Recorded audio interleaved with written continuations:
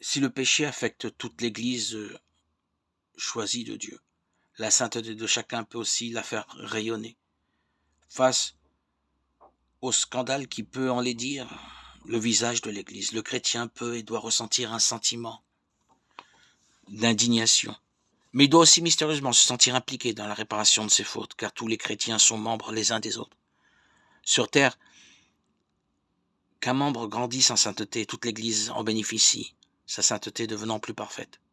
Toute âme qui s'élève élève le monde, dit-on.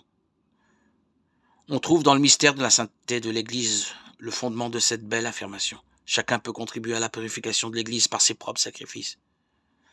Si l'Église a pu surmonter des crises où son visage est éterni par les scandales de ses membres et en premier lieu de sa hiérarchie, c'est par un élan de conversion de tous les membres. Par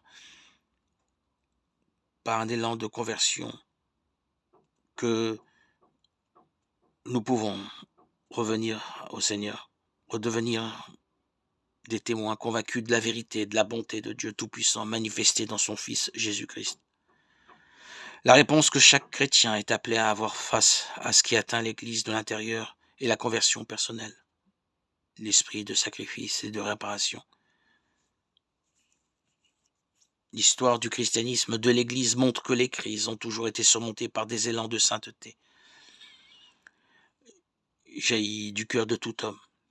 La crise que nous traversons ne dérogera pas à cette règle, car elle nous pousse à l'humilité, vertu qui porte toujours des fruits de renouveau.